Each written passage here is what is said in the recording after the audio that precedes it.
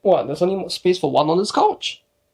Well, I guess that means we're not doing an apology video or something, thank goodness. I swear, every time something like big-ish happens in this space, it happens to be during the periods where I'm not within Tokyo, right? The last time around with the second illusion video as well, I had to film it in a hotel in Osaka as well, due to the fact that it all happened so suddenly. Yeah, for the most part, I'm just recording the intro here, and the fact that you're seeing the video means that I've gotten enough of the information that I need to make a video about what happened at the time. By the time you're seeing this video, at least, I would have already gone home and done a little more digging into the data side of things, because I don't have access to most of the tools I use for data digging here. The last two times we did talk about any of that stuff, it was about the two times that the company kind of bunched up a little. Ever since then, well, let's just say some stuff has happened.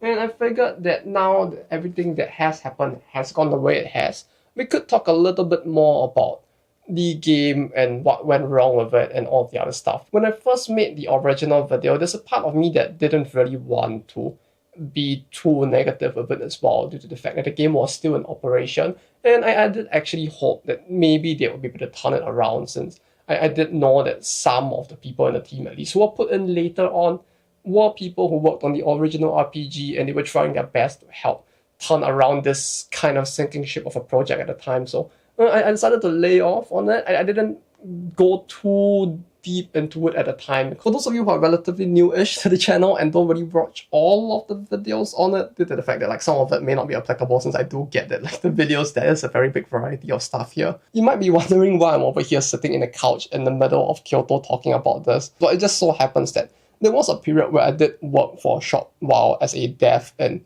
Infinibrain Grammary as well. In fact, I did actually work for like a short 6 months on the Taimanin RPG Extasy project prior to it even getting that name. Back then, there wasn't even a name for the project yet. It was just like a relatively newish idea that they had to try and make their original game, which is an adult game, so like something that was not really possible to release on many of the platforms that exist out there, to try and make that something that would be releasable in, well, many other parts of the world, platforms like Apple or Google. In case you are wondering, if the clothing gets a little too skimpy, they actually would prevent you from like actually having ads on the platform itself, or even releasing the thumbnail or the like sample images. So many companies tried to avoid it, and there were many things that like Infinibrain Grammary at the time had to figure out in order to try to release the title. So I was brought in to help them with like trying to add more gameplay elements to the game. Unfortunately, most of what I did for the title actually did not make it into the final game, and everything else that I suggested was pretty much just ignored at the time. So like, I don't know why they even brought me into the team if they were not gonna like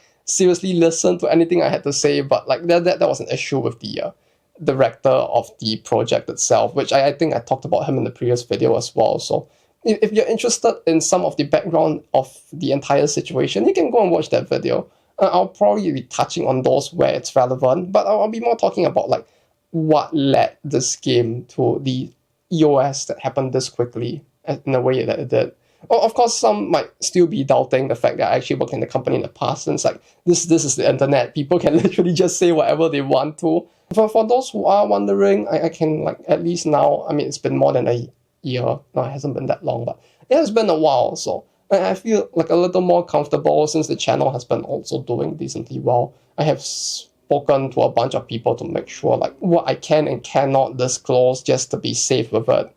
And like if you're wondering like, oh, this guy is just another nerd on the internet just saying whatever he wants, I do have here two things that I can show. First of which is the 90, which is the announcement that a company gives you when they actually like formally accept your application. So this is the point in time where you have not formally become a part of the company yet, but you have applied, you have gone through the interview, and the company is like, yeah, we want you. And then you basically reply to this, stating that you wish to join. So like this is the official like notification that they send me. Of course, you can look at this and be like, oh, but like there's no like company corporate stamp or anything. You could just like print that. It's just a piece of paper with words on it. Anyone can print that. So along with this, here is the email that I actually got from them after sending them my acceptance of the 90. So you can go and like translate it for yourself if you want and you don't believe me. The email address as well. You can actually go and check it for yourself. It is all legit. I did join the company at the time. Obviously, my name and the date are redacted from this due to the fact that, well, I mean, I don't want to dox myself. And the date kind of does matter because the company is really small. Like, by the time I was in, there were maybe like 50 people in the whole company. It's not a very big company per se, so with just the date alone, it will be very easy to like then track who I am, especially if you were to like use other sources of like social media to try and figure out when like someone joined these companies. So I kind of don't want to give that either if it's fine. But yeah, suffice to say, I don't work there anymore. But even then, I do hold quite a lot of respect for many people in the company, especially the people who worked on the original Taimanin RPG. Mad respect to those people. It's like their game was single-handedly carrying the company up until the point where like Action Taimanin released.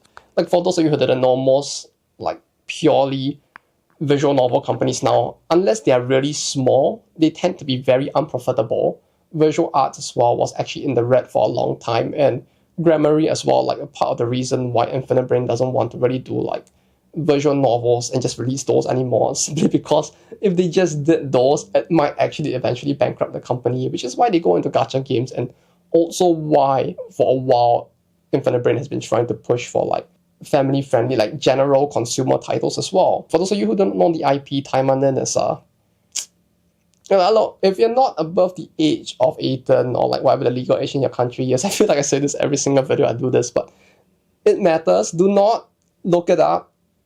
For those of you who are, I don't feel like I should like try to explain it in the video for a third time, since it does like take up quite a fair bit of the video runtime as well. So you could go look it up. But to put it very simply, in the world of like all of the different adult like king genres that exist within Japan, it wouldn't be a stretch of the imagination to say that many of the biggest ones or some of the strangest ones have all been something that were initially incepted by this company. They were quite unorthodox, I guess. But yeah, going back to this title, the reason why it happened to EOS, like I'm not in the company anymore, so I can't say for 100% certainty because I'm not like in the meeting room seeing every single segment, every single second where this goes down. But the answer to that is actually really simple, but that very simple answer has a much more detailed like elaboration after it, if you're willing to listen to all of that as well. But to put it very simply, the reason why this title actually ended servers is simply due to poor management and just it being too expensive to keep running. But for those of you who want the long answer that isn't just me stating the obvious, then well, come on, let's go. Back to Tokyo, you come with me. We'll talk about all of it while we're there. Because I kind of do want some of the data to be like beside me and for me to look at before I finish this video.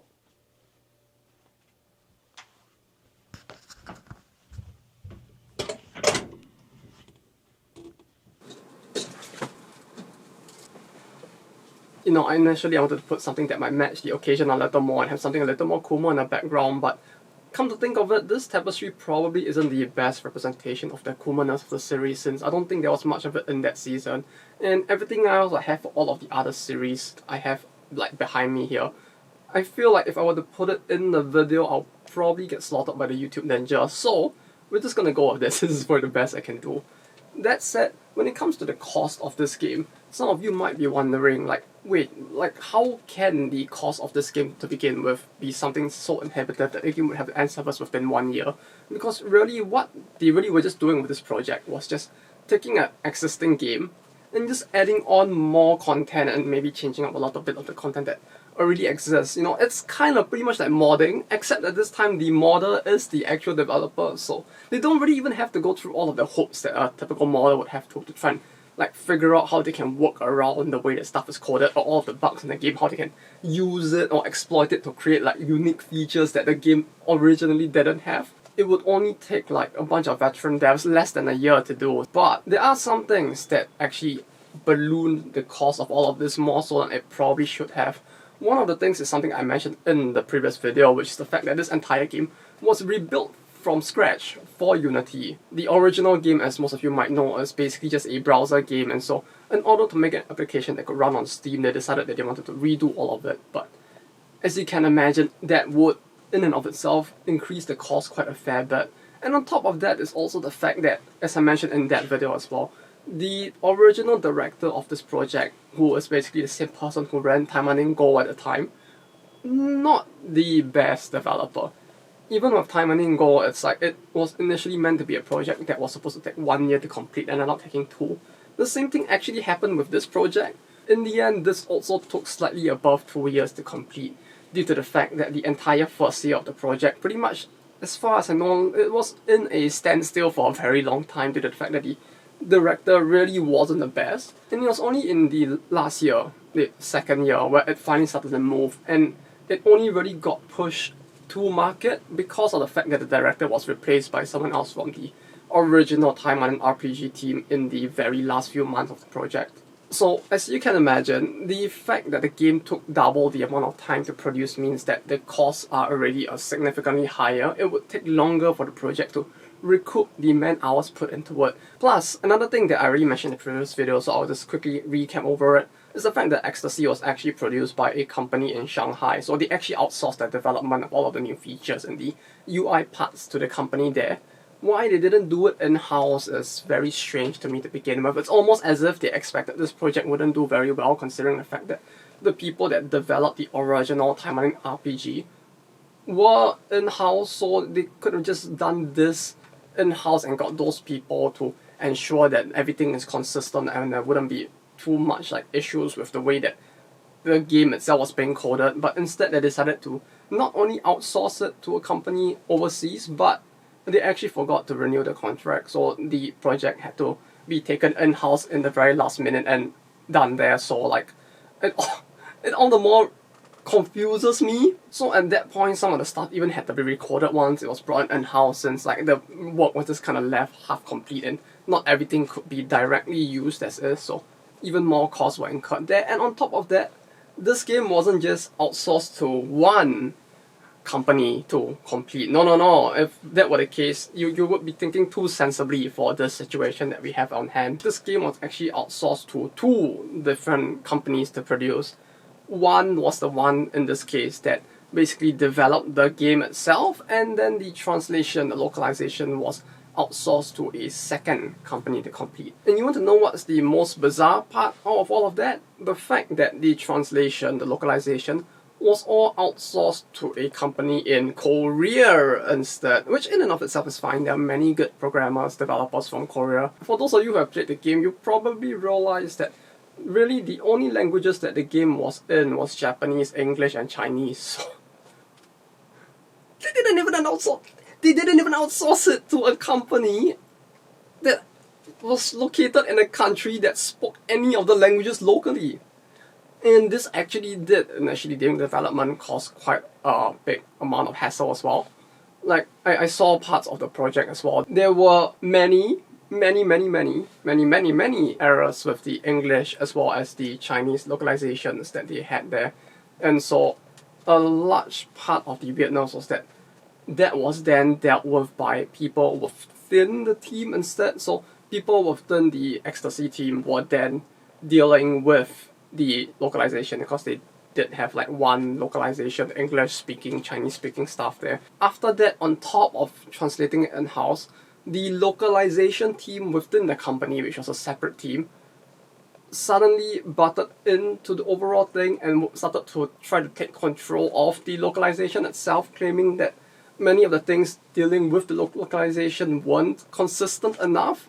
So essentially, the game went through 2.5 times of a reiteration for just the localization alone across 3 different groups of people. So it ended up being the case that a lot of work was unnecessarily being redone in a way that would have likely cost the team even more, because as more people are brought onto the project from the localization team as well, you can imagine that the company would start costing the project more. Though of course, if we're going to talk about costs, then it would only make sense that we talk about the opposite side, right? To talk about the revenue, whether the game earned enough to be sustainable. Because if your costs are high, like Genshin, right, one of the most expensive games to be developed for the mobile platform, that game, really high cost, but it did make back enough to actually justify the cost. So even if your costs are high, even if the cost may have been a little unoptimally high, like with Power for example, if the game is good, you still earn a lot, you can still cover the cost. Now, needless to say, at this point, it has been quite some years since I left the company, so I can't exactly get a hold of all information because certain things, obviously, they're not going to disclose to an outsider, even if you worked in the company before. Things such as actual revenue and cost, like numbers, especially since this is a private company. Arguably, many of the people within the company itself probably don't even know the full figures as well. However, we can more or less estimate how many people were likely to be playing the game, and therefore whether or not there would have even been enough people around for them to justify all of the, not just the costs that led up to the development of the title, but all of the costs that would be incurred going forward in terms of coming up with new specs, adding in all of the content that was not in yet, so on and so forth. So it was for this reason that I actually wanted to initially come home and do more research using the tools I have in order to try and figure this out. The only issue is that I couldn't really get good numbers for this game due to the fact that unlike something like Taimanin, right, where you had a game that was on one platform, and the one platform is one that is easily tracked. When you think of Taimanin Ecstasy, this was a game that was technically on multiple platforms at once. You had it on PC, right, Steam, that was the original one. You had it on mobile, right, you had your Google and iPhone app as well. And on top of these two, you also had Nutaku, which Nutaku is a bit of an iffy one because that is the one that we can't exactly figure out how much of the revenue they were actually getting from this game due to the fact that they don't like itemize their revenues when they declare all of it. And there aren't actually any good tools that track it the way you can with any of the other systems out there. But when we look at each of the individual platforms as well as the social media that they had, we can kind of come to an estimate with regards to all of this. For example, if you were to look at Steam, the overall total number of reviews the game got was 417. You could use it to estimate the total number of people who play off of this platform.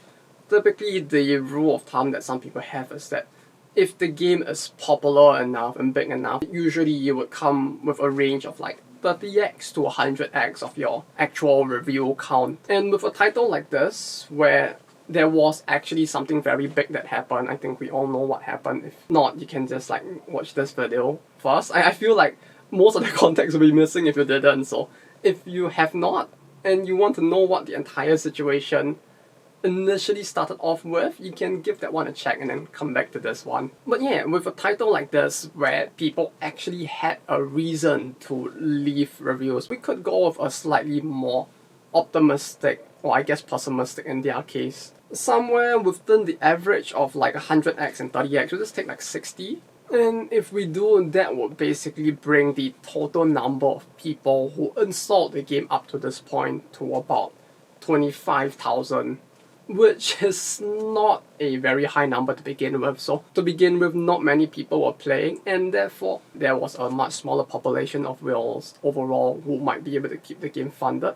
And when you look at sites such as SteamDB, which I know are such a generic site, it does feel like I'm using something that everyone else uses. It's boring. Why are you using this? Use something else. Look, as much as I would love to have used some of the other sources I typically do, none of them actually even display this game on the actual like website at all. It was so small, like the revenue, the DAU, everything was so small that most of those other websites do not like even show the Steam value. So there's no way for me to actually check like good estimates aside from using SteamDB at this point. That's how dire the situation is, alright. Even if you look at SteamDB, you would notice that like for the last 1 month, the highest peak that the game has actually gotten to was about 250 players. So it's been very low even before they announced EOS and it went down. Now of course you also have Nutaku as well as mobile, but for mobile it's actually as dire, it would seem, because most of the websites I used to check basically refused to output any data because they were saying this game was outside of the top 1000 games that exist. The App Annie data.ai that had it, and even over there, they showed it to be like only the data for the Google App Store. The Apple App Store itself was just not accessible at all for some reason. Now, with Nutaku, obviously it's gonna be a big problem because none of the data is disclosed, but what we can do, however, is try to compare it to some other similar-ish titles in terms of situation, not so much in terms of the EOS, but in terms of how the EN global release was dealt with as compared to the JP release. And we try to look at how those games do in terms of DAU as compared to the followers on Twitter, and maybe we can come to some form of guess on like how much of the proportion of the players are actually likely to be already following the Twitter account. The issue with doing this, however, is the fact that it's really difficult trying to find a good game to use as a comparison to Taimanin RPG Extasy. Like, I feel like you would have an easier chance to try to swim to the bottom of the Mariana Trench than to actually try to find a similar game because of the fact that this game's situation is really quite unique in how it was released. Like, just the fact that there is already an almost 4-5 year gap between the global and JP version, and as far as I know from within the company, that was their plan to keep it at that big of a gap, as insane as that sounds. And they also did try to change up the gameplay itself, which is very, very, very rare for a global release as well. And does feel like nowadays, global releases, most games try to do it simultaneously where possible by budget, and where not possible, when you look at games like Project Sekai, Dokkan Bataru, Blue Archive, most of them try to keep it within a year or less. Like, aside from Project Sekai, the rest that I mentioned, and if you include like Puzzles and Dragons even, they tend to only have a gap of about 6 months. Even SGO, which arguably has a relatively large gap, and Princess Connect back in the day only had a 2-year gap, so it's hard to find a title with a very similar situation. So the most we can do is maybe use something like FGO, for example. And if we do, what we do see is that as compared to its monthly active user for the month of March across all platforms, which was about 710,000 people, about 254,000 people actually follow the global account on Twitter. So if we assume, and this might be a little bit of a stretch, but if we assume that all of the people who follow the account are still also playing the game, then that means that about 35-36% of the player base actually follows the game on Twitter. Now, obviously, we could be more generous with Taimanin RPG, right? We could assume that because of the type of content that the game has, maybe many people out there, they have more friends than I do, right? So they actually have friends who might judge them for their funny taste and things and stuff. So maybe half the number of people or the proportion of people who follow a game actually would have with a game like Taimanin RPG Extasy, for example. So let's take 17.5% as the number of people that actually follow the game on social media. And if we do, even then we will arrive at a total number of about 30,000 people playing the game overall, which for a game that newly released for its current user base to be around that number really would be quite worrying. And the thing we have to understand is that unlike with FGO, for example, where you do have a reason to sum up both of the different platforms together, with Taimanin RPG, it is a little less clear how much of their player base across the multiple platforms actually are different people, due to the fact that people might play the game both on mobile and on the browser or on Steam at the same time, due to the fact that this kind of cross-platform connectivity is something that the game actually has, and there is an obvious like segment of content that you would really only want to enjoy in the confines of your own home, in your Gunner cave, if I may, as compared to some of the grindy content which you might do at work or at school and have your friend ask you like what you're playing and get judged for it. So the player base might actually even be smaller than this number. And even then, even if we assume that, oh, perhaps I'm wrong and it's double of this number, it's still a fairly small number, which if we assume that the number of whales in this game, or the proportion of whales, is the same as the proportion of whales in most other games, that will mean that they would have a very small segment of people who might actually be spending money on this game. And when you consider the fact that many people lost confidence to spend, or might have been put in such a big debt due to the gem debt that they may have chosen not to spend anymore, then the number of whales, the proportion might actually be smaller than your average game, meaning that the amount of money being put into the game may not be enough to cover all of the costs of both maintaining the game now, as well as for all of the future content that they want to add in, as well as to cover all of the costs incurred building the game to this point. Moving on from there were also many of the issues that arose from the way that the game was managed, as well as many of the development side decisions that were made that quite likely just cratered the player confidence and drove away many of the people who were playing the game, and which caused many people who might have been interested to just not start altogether. And it is because of all of this that they quite likely saw that the player base was dwindling and there was no way the game was going to grow to the original expectations to be able to even hit the sales targets that it had. The Gamedev thing, I feel like even people who didn't play the game at this point, many of you guys would have also heard about what happened with it. For those who don't, basically, they kind of bucked up the trust, like the bond stat in the game. And when you increase the bond stat at certain points, you basically get gems. And they basically had it at a much higher value than anticipated. I mean, like, to be fair, the players would have no way to actually reasonably know, due to the fact that the game was changed up so much that this bond system was also pretty much reworked from the JP version. So players would have no way of knowing if this amount was supposed to be the correct amount, and so they just farmed it relatively easily because it's not that hard to farm the bonds to begin with.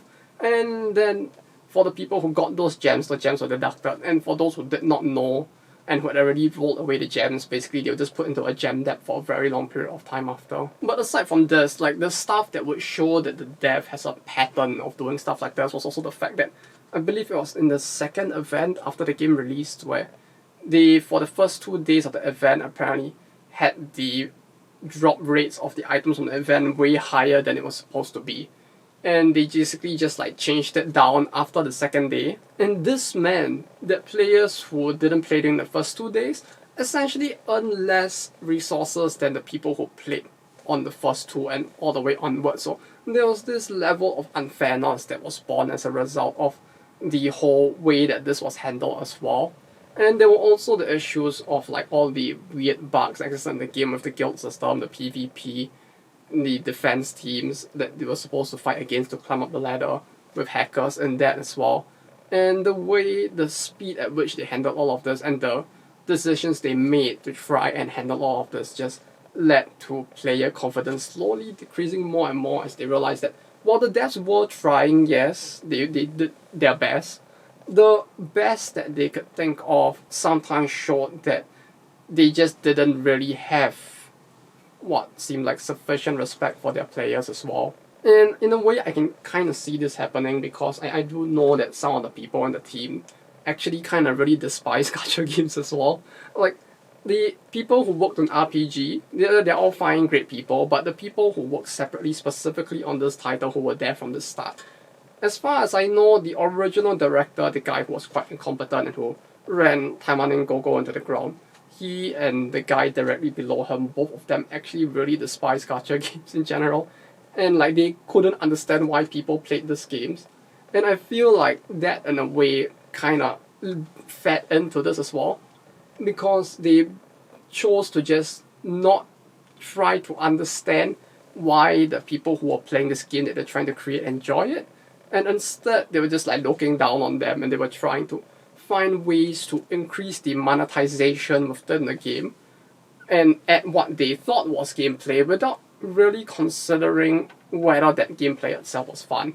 Like, one thing that I still remember from very early in the project when I was like trying to steer it away from some of the things that were there, I was trying to tell them as well that, like, you know, you probably don't want to put in that VIP system because like it's something that, if I recall, is very popular in China, and Chinese games it's very common, but it's a very predatory monetary system and it's not very common in many of the big anime title games out there. And if you were to put in something like this, it might actually piss off people instead, because there is this increasing fatigue of people like getting tired of the gacha system itself as compared to like in the early days of FGO or like Grand Blue. And there was a thing with the whole like skill system for the main character as well, where you had that very big looking skill tree, which, to be honest, actually felt very silly due to the fact that if you consider what that tree actually is, it looks like a very big winding tree, but really it's just a circle with like 4 lines sticking out of it.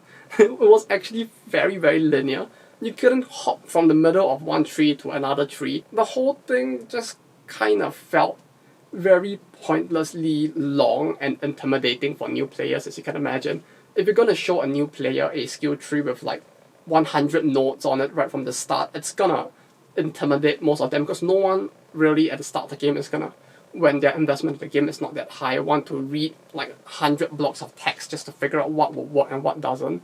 It's the reason why with many games, either your skill tree is very simple, like with XCOM or like League of Legends, where it's like it only goes down like 5 branches, or it's like something like the start of the game, maybe you only see like 5 nodes and then the nodes expands later on, and in doing that you can kind of ease the player into the thing instead. And the other issue of all of this is the fact that expandability of that tree would have been a problem. So I was like asking them how they plan to add in another like tree once this one was basically like filled and players needed more stuff to do, and like the only thing they could say was, oh yeah, we're gonna add in the same tree again, but we'll add a second page, so you can scroll to the second page and do the thing from zero again, which that sounded very lazy and it didn't sound very entertaining, especially when you consider like how linear and overly simplified the tree was to begin with. The two at the top, they had a very big penchant for just ignoring people, trying to give them constructive feedback in any way, shape or form. So basically it was just the two of them just going down the straight line path of like what they believed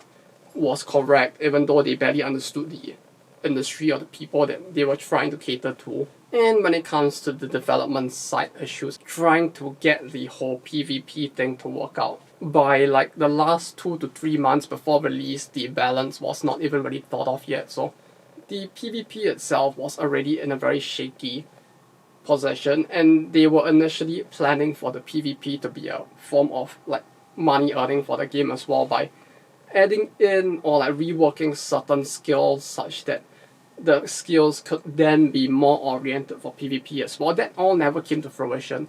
There were a lot of plans put in for like what they wanted to do as a high vision for the development, but they just simply did not have the people who could execute it, and even in spite of that, they chose to push on and put it into the game. And I get the feeling that they kind of reached a point by this, like close to the first year anniversary, where they kind of realized that many of the things that they wanted to do, that they hoped to earn them money, would also not be very feasibly possible to do in a way that would have been successful. The 3v3 PvP that they wanted to add in, I remember even hearing something about trying to do like an Epic 7 style like real-time PvP like on the 2nd or 3rd anniversary if it actually got that far. Like they actually weren't designing the game initially with the goal of having it end before the first year. It does feel like they missed the mark of what they actually wanted this title to become. Like, I feel like a huge part of the team at the time really just focused too much on the monetization. Like, many of the meetings were about things such as the battle pass, the VIP system, how to change up the gacha. The goal, well, it should have been to make a more interesting PvE or like gameplay systems, so that the game, even when you're playing it without the NSFW content, it will be able to stand in its own game, kind of like Action Taimanin. Instead of focusing on that part of the goal, they kind of ended up focusing too much on how they could monetize the game like one of those titles instead. So they looked at those other titles that exist out there, what they did, and were like, oh yeah, the Awakening system, that will bring us money and therefore we want it. Oh yeah, the VIP system, we can give the players benefits from it, but that will give us money, so we want it. And the same could be said for all of these other systems that they introduced into this version of the game, which I get the feeling is part of why people found it more pay to win than the original as well. Because the original devs, or rather the devs for Extasy specifically, were too focused on this part rather than, more importantly, trying to make a fun game first. But yeah, that's all for me for today. Thank you guys for watching.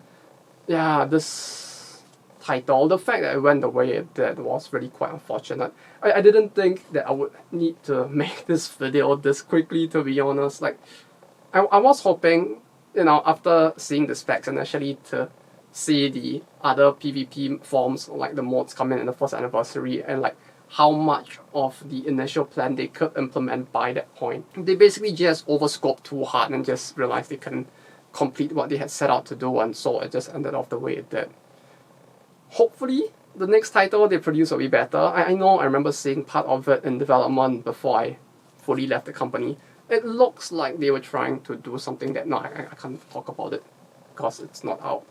Even though I'm no longer bound by a contract, I feel like if I actually talked about that, I'll actually be in trouble. So either way, I saw it. It did look like it has a lot more potential than the last 2 games they released. So hopefully when that releases, I can actually make a positive video about it so that we can actually talk about a new title they made aside from Action Taimanin that was actually an interesting title that could potentially help the company go further, especially in their goals of trying to make games that can balance the whole NSFW adult side as well as being a all ages game so that they can ensure that they don't fall into the same issues that many companies recently have been facing with the whole MasterCard Visa Amex thing. With that said, I'll be heading off for now. Thank you guys for watching. I do apologize to the people waiting for the Blue Archive Kyoto video. That will come out hopefully next week. Like, it will definitely be the next video this time around. I promise you guys that. This whole thing with the Taimanin one, it happened because of like, in a bit of a spur of the moment since the title kind of EOS while I was in Kyoto, and so I figured may as well make the video, get it out so that people who are wondering what had gone wrong can get to know it ASAP, and then I can go back and focus on the Blue Archive one and hopefully on the other video for the end of the month. Thank you all for watching as well. Do like and subscribe if you found this interesting. I mean, it's thanks to you guys, everyone watching as well, that the videos get more traction, and I mean the channel gets bit by bit more popular, which is great for everyone. You guys get to see more stuff being made, and I get more like, I guess, like reason to make more stuff as well. Because like it really is thanks to you guys watching and the people who support the channel that I even like have the enthusiasm to keep doing all of this. So thank you all once again. Thank you to everyone who supports the channel once again. Right, Ran Yakumo, Rosio, Nick Green, Kaori, John Kwan Van Damme, and Arisu. I'm getting bit by bit more used to saying you guys' names, so especially for John Kwan Van Damme, his name is long and my poor English skills makes me struggle a little bit at times. I think I actually do have like a few cuts of me like trying to repronounce it because like me no England good no yes. But that's it, I'll be heading off for now. So until next time, take care, and I thought I had my hat back there that I could just like and leave, but I don't have it, so take care and bye-bye. Oh.